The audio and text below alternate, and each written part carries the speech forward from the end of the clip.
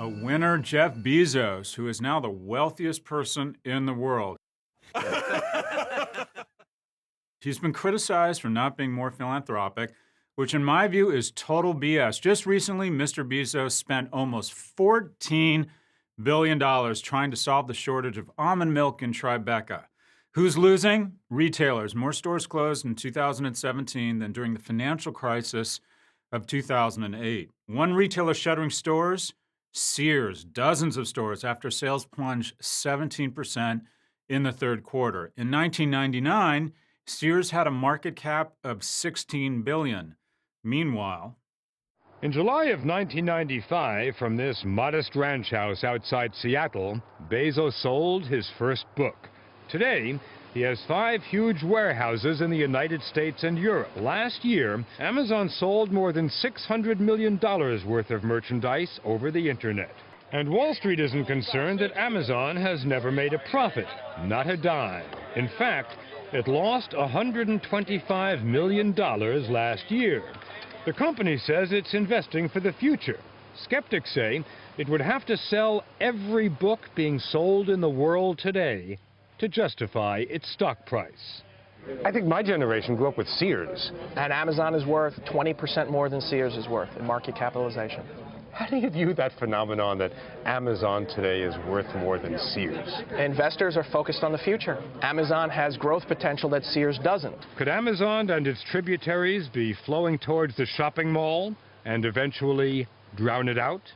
today the market capitalization of Sears is $430 million, and Amazon is approaching $600 billion, or approximately 1,400 times what Sears is worth. And Amazon operates 75 fulfillment centers, or put another way, there's an Amazon warehouse within 20 miles of half the U.S. population. And some of those warehouses are shipping more than 1 million items a day. Meanwhile, retailers are scrambling to offer the same level of fulfillment, but only Amazon can afford the $7.5 billion loss, getting you your kombucha tea within 47 minutes. This year, there will be 170,000 fewer retail jobs in the United States. But don't worry, Amazon added 55,000 robots to its workforce.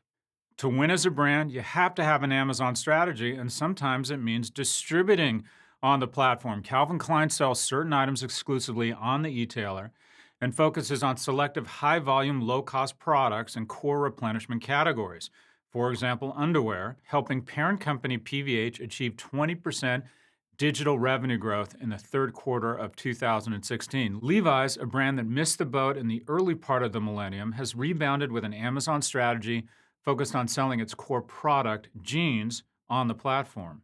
How do you win as a retailer? Dollar General, one of the most profitable retailers in the U.S. this year, is winning by focusing on where Amazon is not, the low-end market. It's 14,000 stores, more than doubled Macy's profit last year, on less revenue, and its market value exceeds that of Kroger, the largest pure-play grocer in the country. As other retailers close, the company plans to build thousands more outlets in rural areas.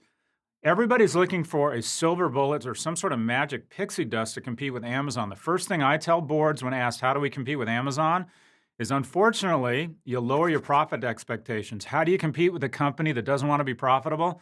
Bottom line, you reinvest more in the consumer experience.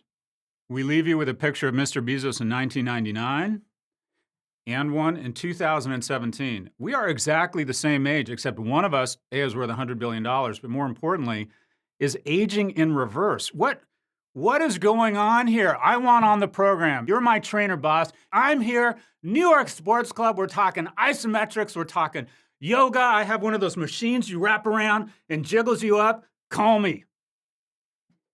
We'll see you next week.